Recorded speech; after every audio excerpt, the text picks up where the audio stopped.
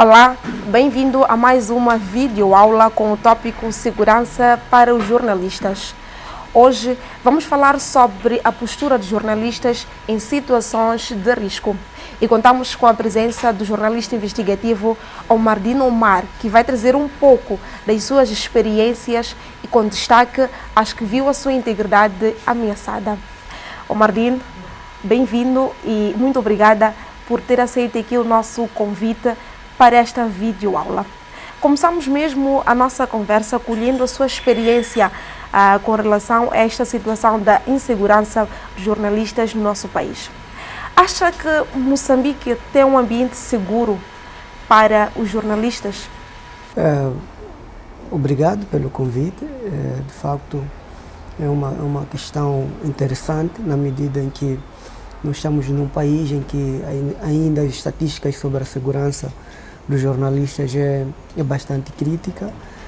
Os relatórios que nos chegam de organizações como Repórteres Sem Fronteira e as demais demonstram que de facto há um exercício tremendo por se fazer, mas isto é devido mesmo também às condições que muitas das vezes os nossos órgãos em que trabalhamos possuem, né? Então é ainda um desafio extremamente preocupante que precisa se trabalhar. Eu pessoalmente já passei por várias situações nesses anos que venho trabalhando extremamente com o jornalismo investigativo e curiosamente até estou para publicar um livro que eu retrato o outro lado do trabalho que a gente tem feito no dia a dia.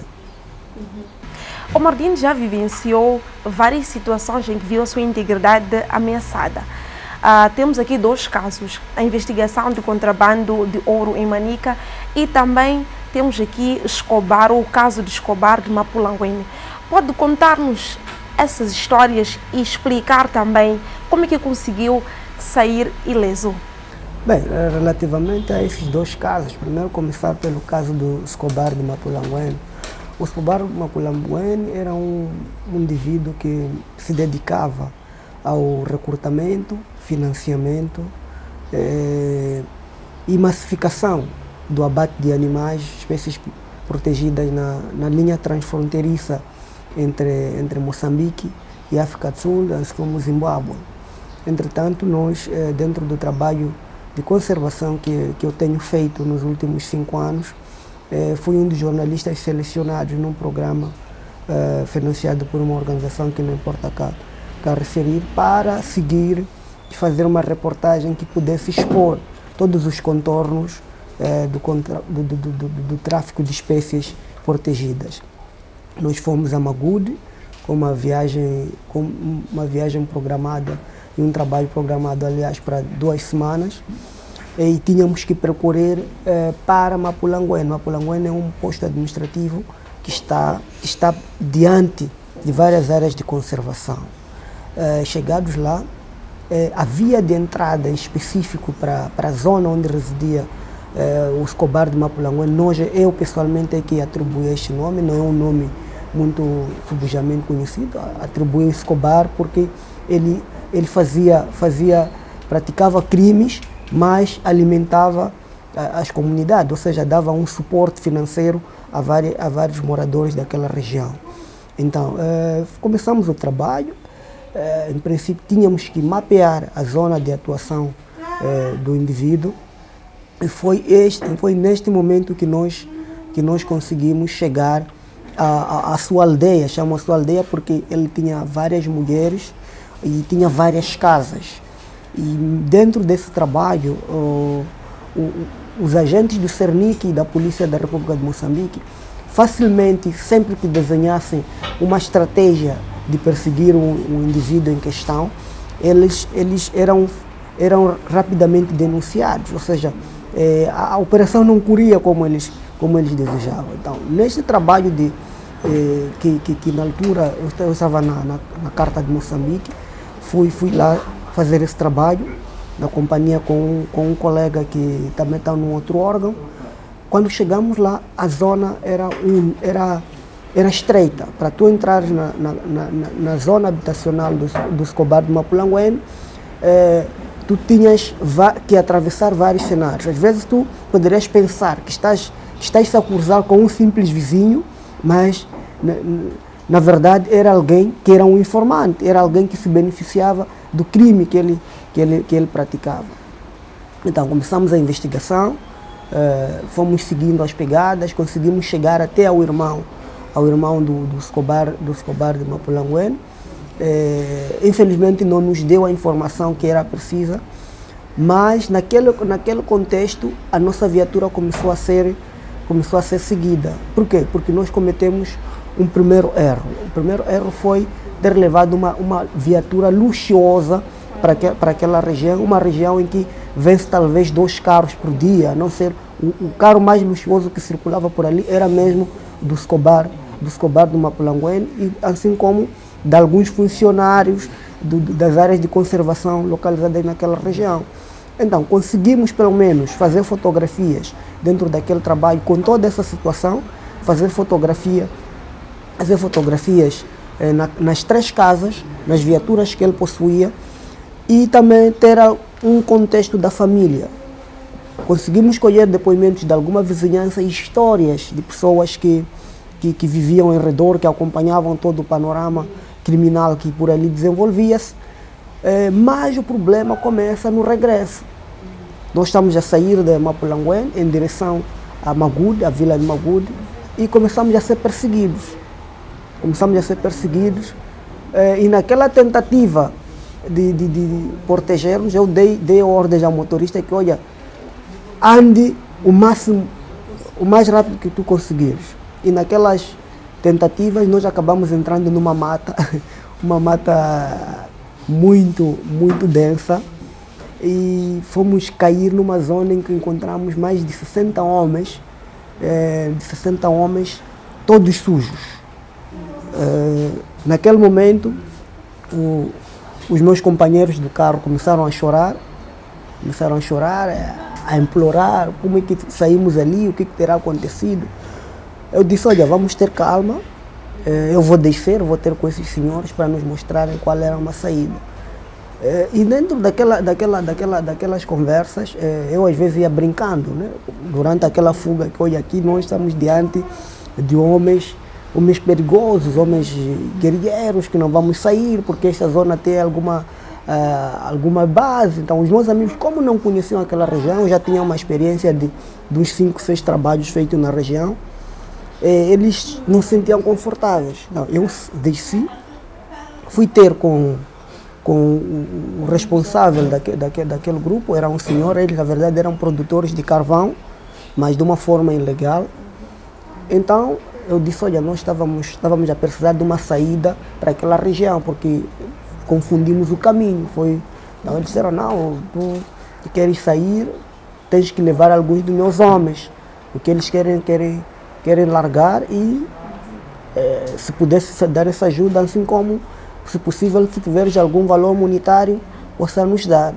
Então, naquela negociação com eles, eu pessoalmente acabei facultando este valor ao grupo, e eles subiram na viatura, acompanharam-nos, deixaram-nos numa zona. Daquela zona, aquilo eram que os homens do Escobar passaram para a vila. A história continuou na vila. Então, eles acompanharam-nos. O troço, a viagem normalmente deveria ser de 1h30 até a vila, seguindo o caminho correto. Mas com aquele desvio, nós entramos numa mata e começamos a andar das 15 até 20 horas dentro da mata, até conseguirmos sair num caminho que de lá para a vila dava uns 15 minutos. Mas não tínhamos rede no interior daquela mata, o medo ainda pairava, mas felizmente conseguimos chegar à vila. Entretanto, naquela hora de diversão, o grupo enviado, ou a viatura que nos perseguia, foi hospedar-se na residência que nós estávamos. Ou seja, eles conseguiram colher informação de que há um carro que circulava, esteve em Mapulanguena a fazer esse trabalho, mas está hospedado no sítio X. Curiosamente, uma casa que é apontada como também fruto da caça furtiva. Então, eu dei, em coordenação com o grupo, dei orientação ao meu colega que deveríamos abandonar o local. Fomos ali, pagamos as contas, fomos hospedar no outro sítio. Quando saímos para ir comer alguma coisa, por aí em diante, fomos também cercados por outros homens. Olha, mandaram uma moça na altura para vir seduzir alguns de nós. Naquela conversa foi desenrolando, e a moça deixou escapar que tinha uns amigos que queriam saber que nós éramos, o que estávamos a fazer, por aí em diante. Felizmente, eu, como sou uma pessoa também com uma inteligência social um pouco mais apurada e que já viveu em diferentes cenários similares, acabei, nós estamos aqui, estamos a fazer um trabalho social, precisamos compreender algumas dinâmicas sociais de Magude e estamos a entrevistar pessoas.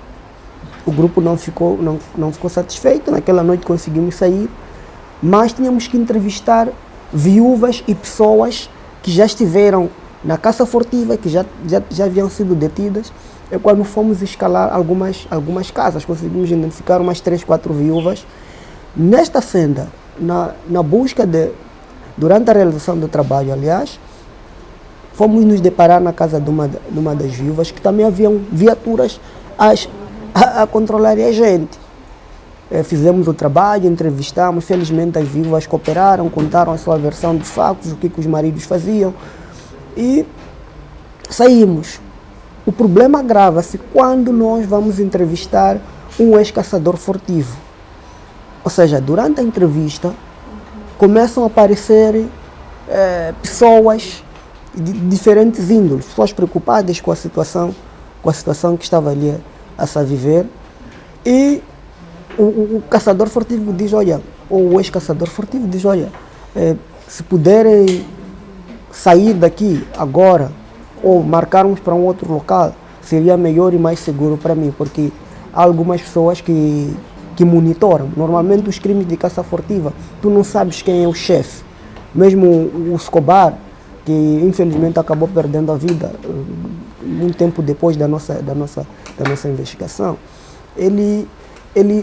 nós não conseguíamos chegar até ao topo. Apenas víamos ele como topo, mas ele não era o topo. Então, há uma vasta hierarquia de membros que tu não sabes. Às vezes tu vais consumir algo num restaurante e podes se deparar com o criminoso. Então, nós nesta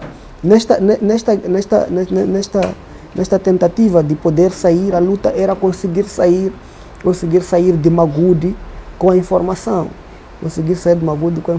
Na verdade, o que permitiu foi a mobilidade. O jornalista investigativo em histórias como essas deve ter condições suficientes e mecanismos de recuo. Veja que para ter essa história, eu tinha que colaborar com várias pessoas. Eu normalmente, quando faço as viagens para trabalhos investigativos, tenho que ter alguém, deixo um telemóvel ou uma base segura para envio de informação fora do local, ou seja, na sede, em Maputo, e sempre que trabalho, indico os locais que eu estou a passar. Então, isto permite-me com que possa sair com a informação, mesmo em cenários em que fui obrigado a pagar alguma informação, a informação acabou estando segura, porque logo que eu termino o trabalho, tiro ele do aparelho e envio para as pessoas. Na altura eu tinha um editor, hoje sou um editor, o que eu faço é enviar para dispositivos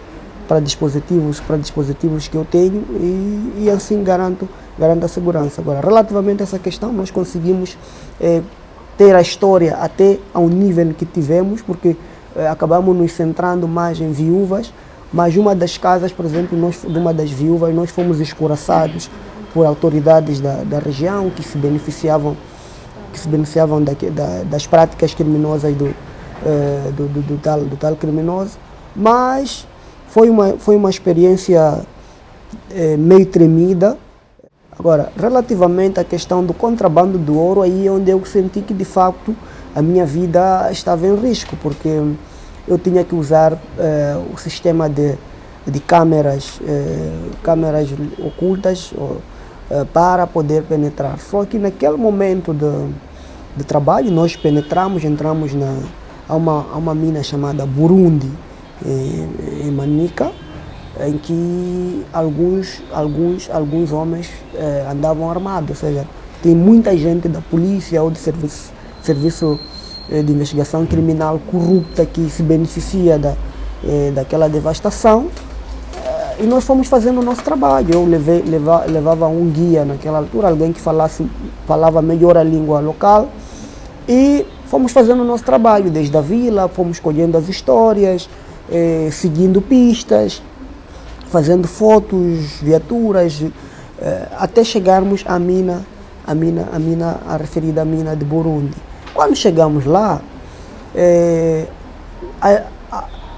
o garimpo ali é feito em buracos elevados que vão até 15 a 25 metros para baixo. E nós fomos fazendo filmando alguns garimpeiros que aceitaram falar, contar as suas histórias. Entretanto, naquele momento de recolha de histórias, de interação com os garimpeiros, porque eles não sabiam, eles pensavam que a pessoa estava a falar simplesmente. Quando aparecem homens armados ali, olha, o senhor parece eu conhecer de algum lugar. Como isso? Não, o senhor está a gravar. Como estou a gravar? O senhor está a filmar? Não estou a filmar, não tenho nada, por aí em diante. Olha, ou o senhor nos mostra o telefone, está já a filmar com ele? Não, tá, eu tirei o meu telemóvel. Olha, está aqui o meu telemóvel, mostrei as fotos, ele não viu nada, está bem. Mas está bem, mesmo assim vamos ter com o nosso chefe. Fomos para ali com o chefe. Eu, nesse tipo de trabalhos, procuro ser um tipo muito extrovertido, mais do que aquilo que eu mostro para as pessoas. Tu, quando vens ao mar, no dia a dia vens um mar muito sério, uma pessoa de difícil acesso, porém, mas naquele nível de trabalho eu tento ser o mais simples possível. Tento mostrar uma outra face minha que muitas das vezes as pessoas não conhecem. Então, naquele momento eu sou apenas um jovem estudante que está aqui à procura de compreender as dinâmicas do garimpo, e estou a fazer o meu trabalho de final de curso para poder ajudar a melhorar um pouco as associações locais. Fui lá, contei a mesma narrativa ao líder do grupo, e ele ficou feliz com a história e começou ali a trazer mais dados daquilo que a gente precisava, de que o ouro ali era comprado à boca, ou seja, haviam vários grupos de intervenientes, ou seja, o valor que tu compras o ouro no local do garimpo é diferente do valor que vai comprar o intermediário e o valor que esse intermediário vai vender. Mas nessa história nós nos sentimos ameaçados porque nunca havia sido mostrado, por exemplo, uma arma por causa de uma investigação, né? Se alguém apontar-te uma arma, dizer, olha, se tu não saíres daqui, eu vou te balear, e aqui podemos te enterrar porque temos aqui buracos que já não usamos e ninguém vai procurar por vocês. Então, eu penso que uma das estratégias que nós temos que ter é a capacidade diplomática de conversar com as fontes, com as pessoas que estamos a investigar, assim como usar a inteligência social, saber ver o que os outros não estão a ver.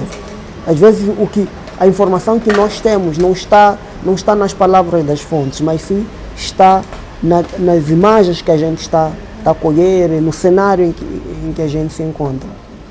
E falando mesmo nesta questão da capacidade de talvez aqui lidar com as fontes, há um cenário logo no princípio do ano que o Omardini partilhou nas suas plataformas digitais alguns trechos que remetiam à ideia de estar a sofrer uma ameaça cibernética. Gostava de saber como é que tudo realmente aconteceu. Olha, as ameaças viraram o pão de cada dia, desde que eu não trabalho normalmente com assuntos, o presidente disse, o presidente fez aquilo, às vezes a gente publica isso por uma questão de serviço público, mas os assuntos que me interessam muitas das vezes são assuntos, o outro lado da história, isto é que mexe comigo. Entretanto, nós estávamos a seguir a nível da Integrity um assunto muito cabeludo que envolvia algumas figuras cujo uma das suas visadas está detida na Índia. Mas no segmento daquela história, a nossa fonte cometeu alguns erros. Ele facultava, a nossa principal, a garganta profunda da história, cometeu alguns erros. Ele facultava as informações em linha aberta. E naquela investigação interna da empresa, acabou desembocando em mim, porque ele usava vários números para... Eu até dizia, olha, temos vários canais para tu facultares informação, mas desse jeito também isso vai perigar a sua vida. Então, num determinado dia, eu estou sentado num local com amigos, primeiro recebo uma ligação do número, estou a falar com o senhor Omardino, que por aí dentro, sim, sou eu. O senhor é que anda a escrever aquelas coisas ali a nosso respeito. Em relação aqui, eu escrevo várias coisas. Numa semana eu posso publicar 30, 40 artigos. Então não sei qual é esse assunto. Não, um assunto ligado ao líder indiano, por aí em diante. Não, eu não sei. Esse assunto está a ser coberto por toda a Integrity. A pessoa desliga o telefone. Então depois entra uma outra mensagem com um outro número a referir. Eu, infelizmente, sou uma pessoa que perdeu muita fé nas instituições moçambicanas, em quase todos os âmbitos. E uma das coisas que eu fui aprendendo ao longo deste processo é que a melhor forma de tu proteger-se às vezes é expor a situação que tu estás a viver em público. Em vez de tu ficares à espera que metendo uma queixa à Procuradoria, ao Cernic, que esse caso irá ser seguido, infelizmente, pela experiência que tenho, infelizmente, acaba me remetendo para essa perspectiva. Então, preferi colocar fazer um post de género que indicava que, de facto, eu estou a viver uma situação dessas, também como uma forma de autodefesa, porque caso alguma coisa acontecesse comigo naqueles dias, já as pessoas iam saber que, olha, ele fez isto, por aí em diante. Infelizmente, na nossa sociedade, ela é marcada por não dar asos àquilo que os outros sofrem enquanto tu não sofreres, e a coisa acaba ficando assim. Mas esse é um mecanismo que eu uso também de autodefesa, falar, porque se a gente recua, muitas das vezes as pessoas dizem, então este tipo é fraco desta e daquela forma. E é isso que muita gente, por exemplo, esperava de mim quando em 2020 sofri a situação que sofri. Mas eu não recuei, pelo contrário, continuei a fazer o meu trabalho, a denunciar, a investigar vários casos que têm marcado o nosso dia a dia no país, e me sinto feliz por isso. Mas como é que foi para si? Depois de receber aquela chamada, estava tudo bem? Como é que foi a reação? Não, a primeira reação, a princípio, sempre é de pânico. Alguém não vai dizer, olha, vou te tirar a vida, onde tu estiveres, o que eu vou fazer contigo, tu não imaginas, e tu ficares sossegado. Mas, depois de uma reflexão, porque quem de facto tem intenções de te fazer um mal, no seu verdadeiro sentido, dificilmente te dizem assim aberto, às vezes é para intimidar. E veja que, curiosamente, depois da ameaça, nós continuamos a tirar as histórias ligadas a tal empresa, porque eu felizmente trabalho assim. Se tu achas que vai me inibir, eu já tive, por exemplo, casos como quando um helicóptero que levava o então secretário permanente do Ministério do Interior caiu em Muidumbe. Eu fui o primeiro jornalista moçambicano a ter, se não o único, a ter essa informação.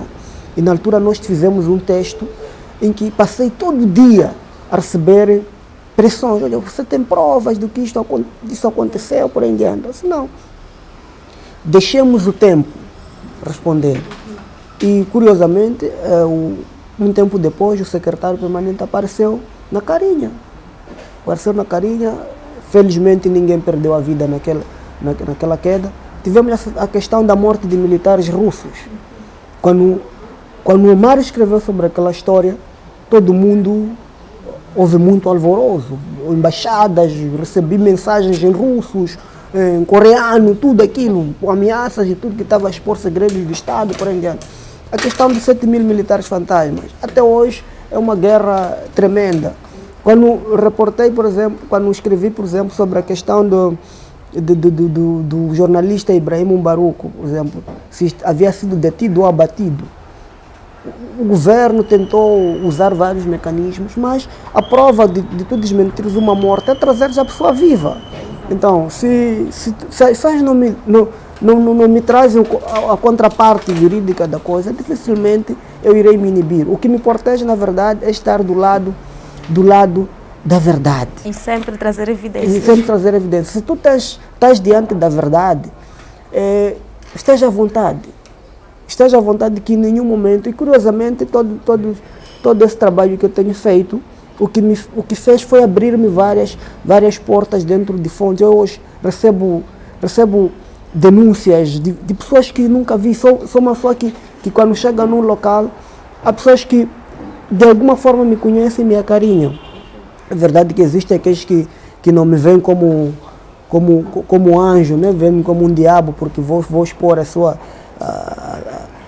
vida ou vou denunciar uma maldade que esteja a fazer para a maioria, porque o meu interesse não é para particulares em si, mas sim para a maioria, para o serviço público, para a melhoria da situação social, política e econômica daquelas pessoas que estão a ser visadas. E tantos outros casos. Então, ameaças têm sido constantes. Quando denunciamos, por exemplo, a questão da existência, o texto sobre a questão de um deputado que era acusado de violar uma menor em Gaza, nós é que trouxemos eu é que escrevi aquela história na altura. E todos os dias a gente ouvia, vai ser processado, vai ser aquilo. Infelizmente, uma das coisas que nós temos no país é que as nossas organizações, muitas da sociedade civil, elas apenas se apegam aos assuntos, mas não dão suporte aos órgãos, não criam condições para que os órgãos dêem um seguimento afincado. Eu sou daqueles que sempre está do lado da verdade.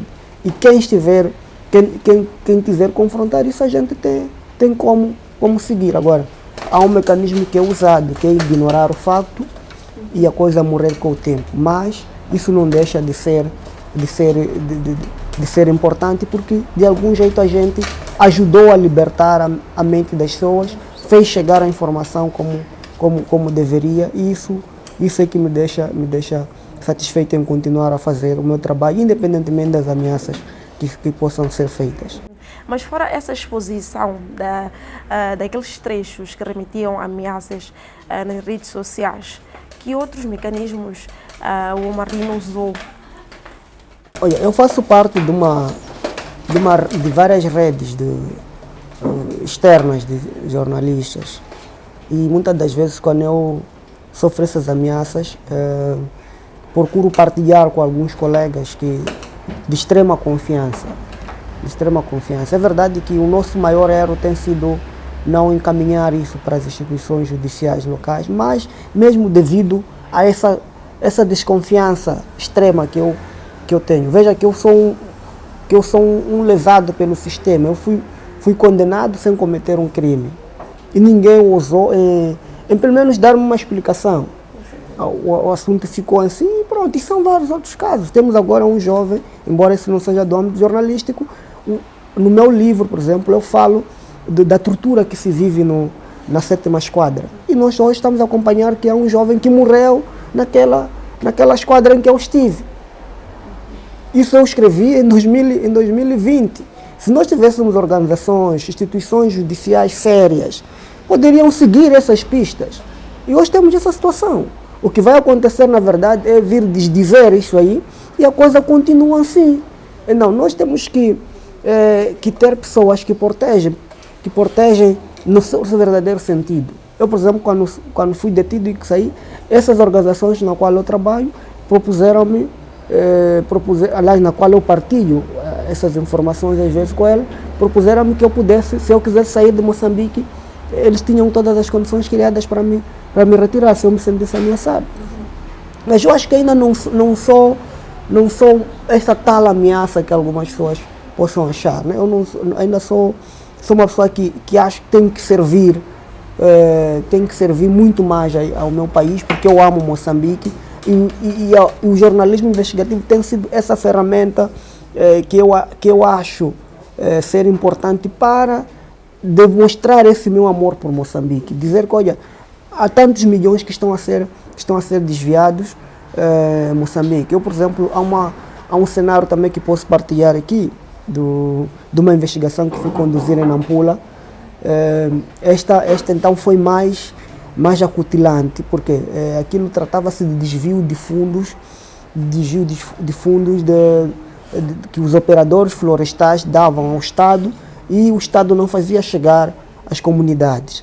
Então, todos os jornalistas que foram contactados, que receberam aquela denúncia, sempre que fizessem o trabalho com as comunidades, quando fossem pedir o contraditório, ou eram obrigados a pagar a informação, ou eram subornados, ou eram ameaçados.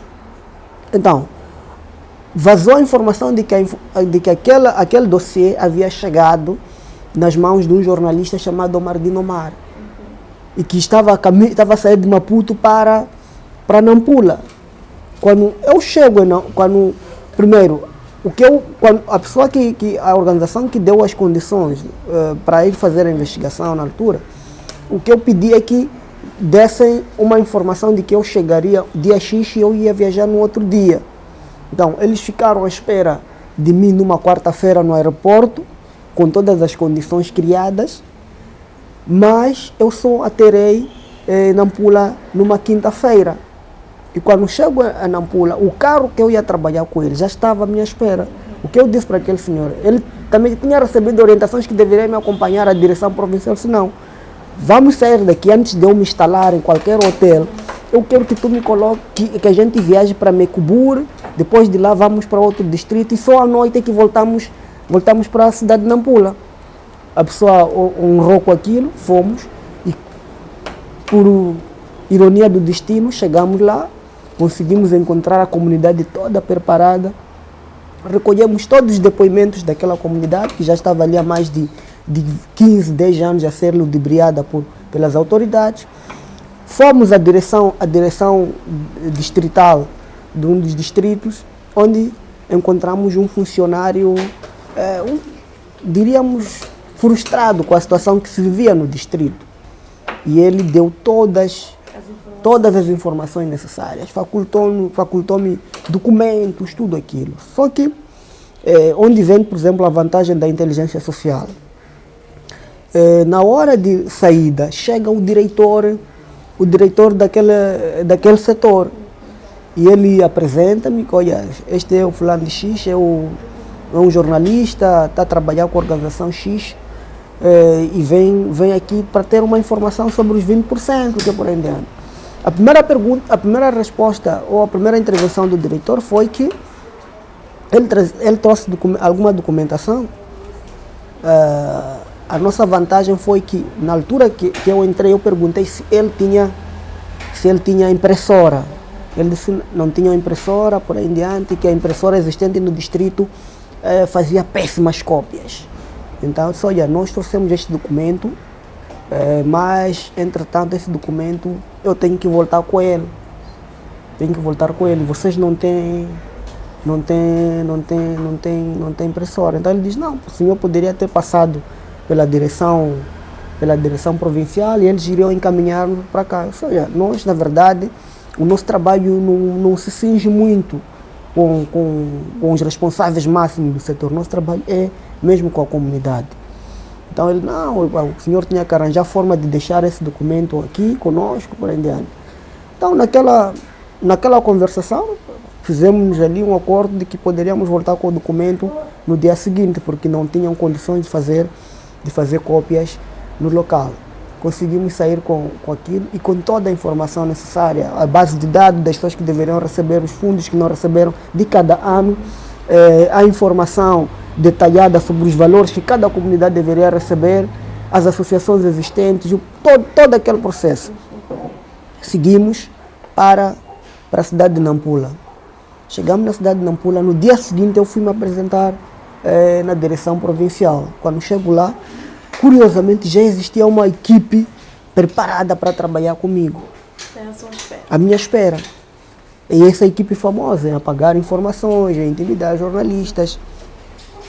Começamos o trabalho, fomos até os escritórios, eles facultaram tudo. Então, depois de todos os relatórios que eles deram, eu fui comparando os relatórios que eu tinha e despachei tudo para Maputo.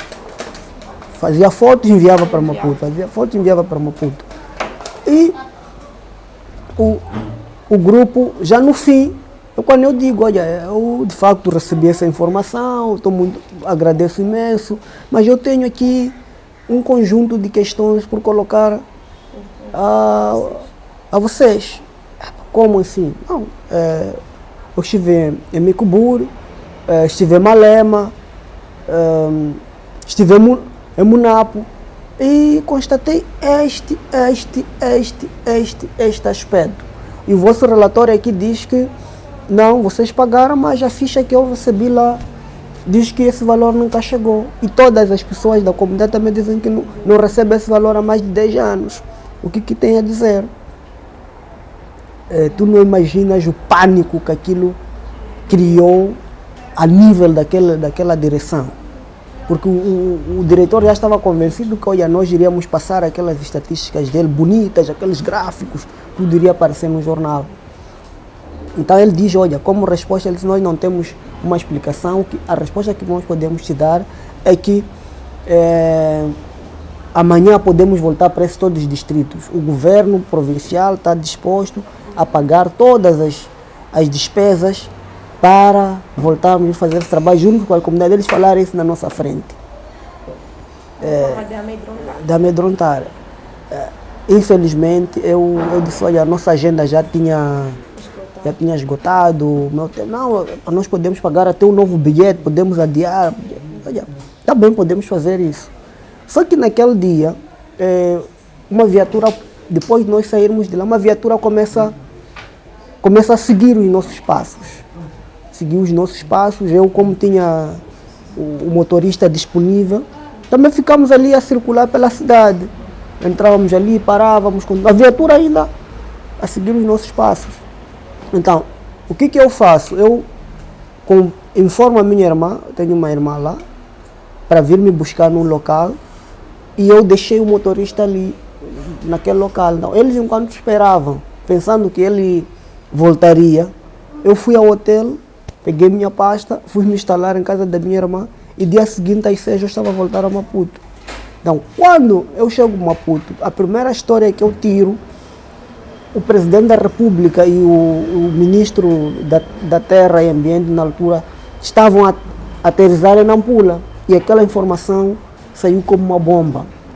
Toda aquela equipe foi exonerada e recordo na altura recebi uma mensagem de um número estranho que nunca mais chamou. A mensagem só dizia assim, inteligência nata, cuidado. Bom, tentei retornar, nunca mais chamou aquele número.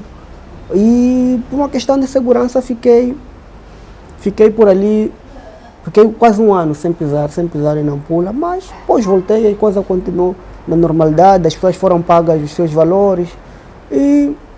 Mas com várias ameaças que o Marino vai tendo, vai recebendo, já pensou em algum dia desistir daquela investigação, de alguma investigação, ou mesmo não mexer?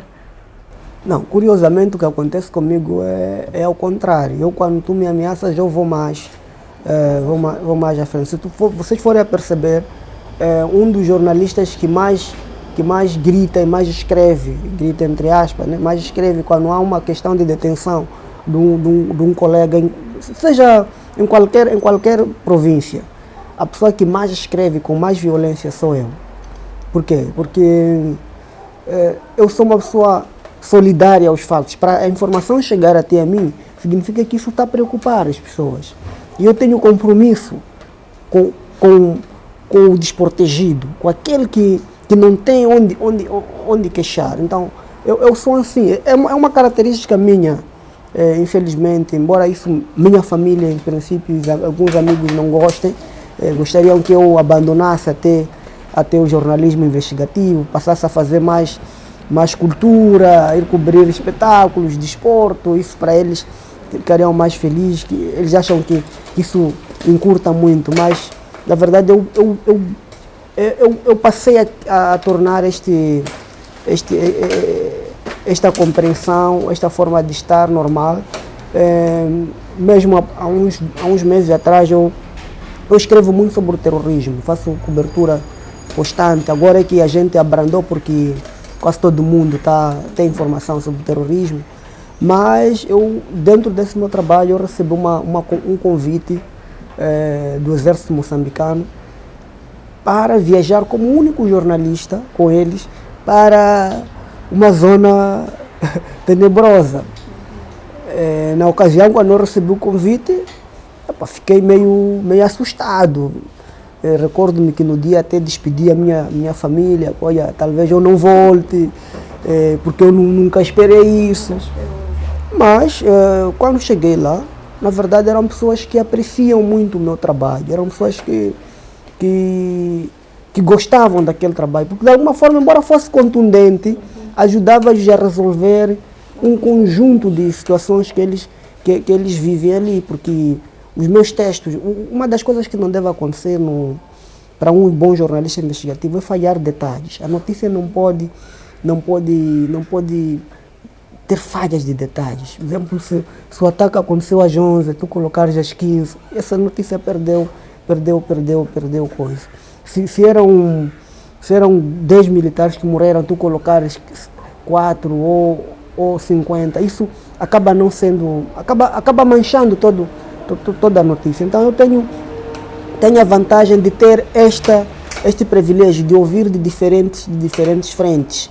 Então fiz a viagem bem acomodado, e no ar, já de regresso, eles perguntam, olha, mas quem te financia? Quem está de trás deste teu projeto Integrity? Não, isso é uma coisa pensada por mim e que estamos a desenvolver, estamos a trazer um outro conceito do jornalismo. Então, não, nós não acreditamos, não é possível. Tu atacas o ministro, atacas o comandante e nada te acontece. Quem és tu, afinal? Você é filho de quem? Então, não, eu sou apenas um ser humano engajado na sua área. Então, eu vejo isso como uma conquista, porque as pessoas, no fundo, leem aquilo que eu escrevo. Há pessoas que dizem, olha, eu não vou aceitar esse dado sem ser a Integrity a publicar. Às vezes tu vês uma notícia que já foi publicada em vários jornais, mas quando é a Integrity a trabalhar na notícia, ela tem um outro impacto. Isso é a credibilidade que a gente criou no mercado, não esconder os factos para as pessoas, e isso ajuda-nos bastante, abriu-nos um espaço que a gente nunca imaginou. Eu trabalhei em outros projetos que não digo que eram melhores, mas daquilo que nós já conseguimos em menos de um ano. A Integrity ainda não tem um ano e um mês. Este mês, aliás, é que completamos um ano, e conseguimos de facto ter um número estrondoso de leitores. É verdade que às vezes oscila, porque o mercado é assim, mas para aquilo que a gente conquistou em termos de expansão, de integração no mercado, não é fácil. É mesmo por causa desta componente investigativa, de trazer assuntos que ninguém hoje tem interesse em seguir. Até curiosamente, os colegas jornalistas dos outros órgãos dizem isso. Olha, nós não temos como seguir isso que vocês falam, mas você consegue trazer, isso é bom. A gente está aqui para ajudar naquilo que der. De certeza foi muita experiência por parte do Mardim, que foi colhendo ao longo do tempo. Mas como jornalista e já com uma longa estrada, quais acha que devem ser a postura, ou deve ser a postura de jornalista em situação de risco? Temos casos em que encontramos colegas que são confiscados o seu material de trabalho, outros nem por isso, vê a sua integridade física ameaçada. Como é que o jornalista deve se portar O Marino falou aqui no princípio do fato do jornalista em situações de risco ser ele mesmo ou até mesmo ser mais extrovertido possível, de modo a, quem sabe, distrair a fonte. Sim, existem várias formas. O primeiro requisito que eu defendo no jornalismo investigativo é que é preciso que o jornalista investigativo seja uma pessoa blindada. Não estamos a dizer que tenha muitas condições, mas deve ter vários mecanismos de proteção da informação que ele recolhe. Segundo requisito é que, se tu não tens capacidade de penetração, o jornalista deve ser ao mesmo tempo antropólogo, sociólogo, filósofo, deve ser uma pessoa com um nível de interação aberta, que não se feche às pessoas, não mostre arrogância, não chegue ali como se eu fosse o dono de todo o cenário, porque isso às vezes é que nos coloca nas malhas. Muitos colegas que às vezes passam por situações é porque chegam, querem bater de frente com as pessoas. Mas se tu tens uma capacidade de interação, que sabes fazer perceber às pessoas que, olha, o que estou a fazer também vai te beneficiar de certa forma, e se não vai te beneficiar, vai beneficiar alguém também próximo ou em algum lugar, tu de facto vais conseguir penetrar em vários cenários. O outro aspecto é que todos os passos que um jornalista investigativo deve informar. Ele deve ter pessoas que sabem que, olha, o Omar até às 9 ele estava em Gorongosa. Às 10 horas ele disse que estava a passar em Matanda. Então, esse é um exercício que temos que fazer, mesmo que tu estejas a liderar. Eu, por exemplo, há pouco tempo fiz uma viagem para Gorongosa, onde em várias zonas não tinha rede. E o meu colega da Integrity, a nível daqui de Maputo, ele ficou muito preocupado, porque olha, até ligou para algumas pessoas, olha, será que ele chama o boss, né? O boss ligou para ti, para minha esposa, ligou. Não. Quando chego numa zona com rede, estavam ali umas 3, 4, 5 mensagens dele. Mas por quê? Porque naquele dia eu não tinha dado este roteiro de que, olha, eu iria trabalhar de hora X a hora X na região X, estou com fulano de X, e às vezes até mandar algumas fotos. Eu tenho feito muitas vezes, mas por que esse está a publicar fotos nas redes sociais, por aí em diante? Às vezes é uma forma de tu seguires os meus rastros, porque para nós que temos um treinamento, as fotos hoje em dia trazem vários detalhes que dizem esta foto foi tirada a hora X, no lugar X, por um telefone X. E isso, para algumas pessoas destreinadas, dizem que não, estás a expor, estás a colocar em perigo, mas não é perigo. É a maneira, é uma forma de autodefesa. É um dado que eu não gostava de dizer para as pessoas, mas é uma forma de autodefesa, porque tu dás as pistas, que olha, este esteve no sítio X, no dia X, a hora X. Então, se tu desapareces, facilmente pode-se seguir. Hoje existem mecanismos de seguir esse rastro. A partir daquela foto, tu colocar no sistema e dizer que, olha, esse telemóvel aqui, que fez esta foto, seguiu por este e aquele mecanismo. Então, é preciso que os jornalistas também investam muito na sua formação tecnológica. Hoje a tecnologia evoluiu muito.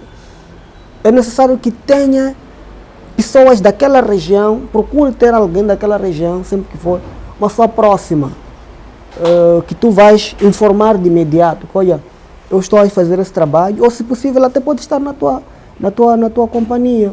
Então, são algumas dicas que eu posso dar. É verdade que muitas das vezes podem não ser eficientes, mas dependendo da natureza da investigação que tiveres a seguir, é preciso adotar uma delas. Mas a capacidade de dialogar, seja com o ofendido, seja com a fonte, é sempre importante, porque só assim tu podes conseguir transpor barreiras. O jornalista não leva arma, não leva... Eu, por exemplo, as pessoas que já disseram, olha, pela quantidade de ameaças que tu recebes, por que tu não requeres uma arma. Mas olha, o meu trabalho não é ferir, eu luto contra a violação de direitos de várias pessoas, contra essas ameaças. O meu trabalho é trazer apenas a verdade. E é isso que me interessa.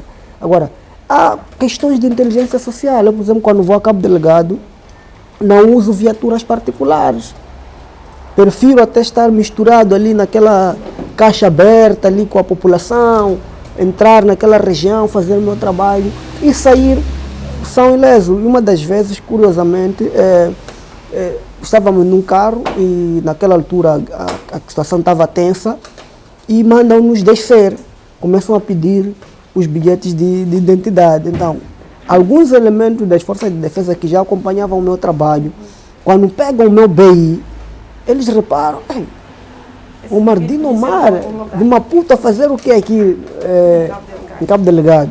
Não, estou aqui a passeio, vim visitar um tio meu. Não, você, assim é para ir nos expor lá, né?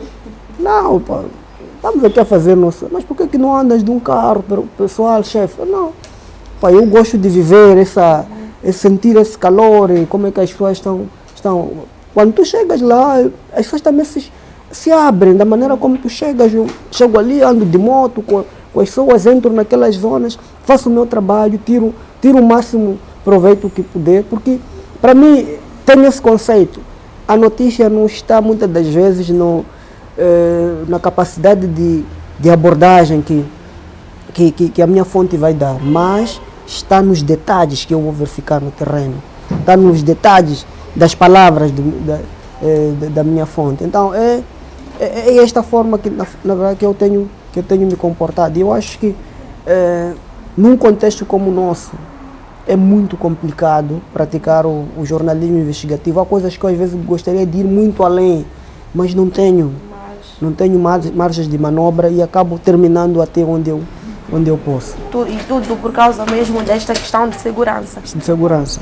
Então há uma limitação extensa, porque o jornalista aqui, na verdade, é tratado como inimigo, não como o amigo da verdade. As pessoas têm medo do jornalista. O jornalista é usado como uma plataforma de publicidade, porque o governador inaugurou uma estrada que era de 100 km, mas só foi colocado asfalto em 5 km, então ele inaugura aquilo, a notícia é aquela. Mas se tu vais trazer essa perspectiva de que, olha, naquela estrada que o governador inaugurou, que era de 100 km, era para asfaltar 100 km, ele inaugurou 5 apenas, e o resto do dinheiro questionas para onde foi, você já não é amigo. Obviamente, se fazias parte da comitiva, és riscado. Eu já fui à locagem que disseram, olha, o senhor,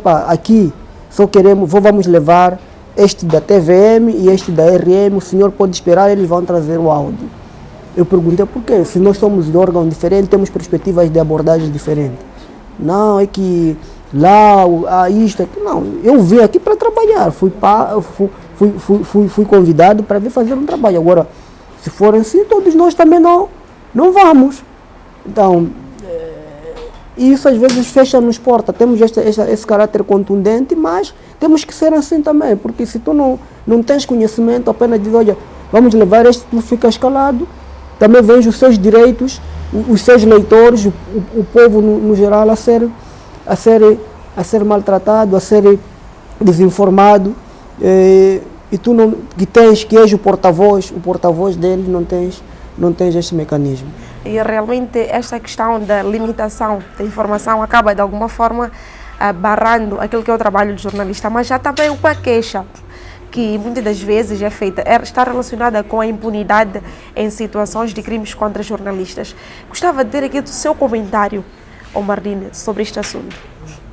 Sim, a questão da impunidade é mesmo lastimável no nosso país. Nós temos, por exemplo, a situação do colega Amado Abubakar, que teve aquela situação toda e até hoje ainda não teve o desfecho do seu caso. Temos essa questão do Ibrahim Mbaruco, que ninguém até aqui já deu uma explicação cabal à família. Mesmo casos como o de Cardoso, não se chegou até ao âmago da questão, né? Apenas julgaram-se sim algumas pessoas, mas os masterminds de todo esse esquema, onde é que estão? Ninguém diz isso. Então, nós estamos num contexto em que diariamente, infelizmente, temos acompanhado situações tenebrosas que eu, por exemplo, achei melhor escrever um livro, mas já quem não tem condições como minhas para escrever um livro e acaba vivendo injustiçado e perseguido para toda a vida. Eu falo, tenho amigos que vivem isso, que colaboram mesmo conosco, que diariamente são porque uma ameaça só já deveria constituir abertura de um processo. Em vez até a gente, se tivesse num Estado de Direito, no seu verdadeiro sentido, o facto do Omar expor numa rede social que eu estou a viver isto, o Ministério Público, ou mesmo as instituições como a Provedoria de Justiça e os outros, já deveriam se preocupar com essa situação, porque é um cidadão, é um profissional que está a ser ameaçado. Talvez ele esteja a fazer isso porque não tem condições, porque a própria nossa justiça é cara, a justiça moçambique é cara. A partir do momento que tu vais abrir um processo, há vários contornos, tu deves ter mecanismos de informar as autoridades, as organizações que velam sobre a liberdade, que muitas das vezes, quando o assunto, algumas delas, quando tu não és membro efetivo ou não paga as cotas, obviamente o tratamento também é outro, né? Então, há muitos casos que a gente vive, infelizmente, hoje há outras formas de pressão que talvez não estejamos em condições de cá expô-las, mas a verdade é que essa é uma questão crítica, preocupante, que eu acho que só pode se vencer tendo em frente das organizações que velam sobre a liberdade de expressão, sobre a questão da informação e comunicação em Moçambique, se as mesmas estiverem comprometidas, serem conhecedoras da real situação dos jornalistas. Realmente é uma situação que deixa a desejar, principalmente para a classe jornalística, mas também a questão de impulsionar os mecanismos de advocacia para a classe jornalística é uma necessidade. Quais devem ser as ações que devem ser levadas a cabo, na sua opinião, num contexto em que tão pouco se faz ou tão pouco o jornalista faz para se autodefender? Mais do que isso, que postura nós como jornalistas devemos tomar de modo a não estarmos expostos ao risco? Um dos grandes investimentos que o jornalista deve fazer, eu falo isso por experiência própria, é na formação, a sua própria formação, o seu conhecimento sobre os seus direitos, os seus deveres, é fulcral. Eu sou uma pessoa, estou aqui nesse momento, mas eu não paro de estudar. E numa sociedade como essa nossa, é de vital importância que tu estejas a aprender constantemente. O jornalista hoje em dia só se sente completo se tiver várias áreas de saber aglutinadas em si. Porque se tu não tens, dificilmente tu vais saber quando acionar um advogado, quando acionar uma instituição de defesa dos direitos humanos. Porque nós, no fundo, o que também nos coloca na boca do leão, muitas das vezes, é a ignorância que muitos de nós temos. Ou seja, o nosso jornalismo passou a viver dentro de uma rotina que não permite com que apareçam novas vozes ou novas valências em certos jornalistas que possam fazer diferente. Eu felizmente rompi este lado da caixa e estou a investir em mim mesmo, razão pela qual algumas coisas eu acho ser precipitado, correr, ir usar algumas instituições de justiça, porque eu conheço os contornos das coisas. Sou um aprendiz, por exemplo, em direito, em ciências políticas.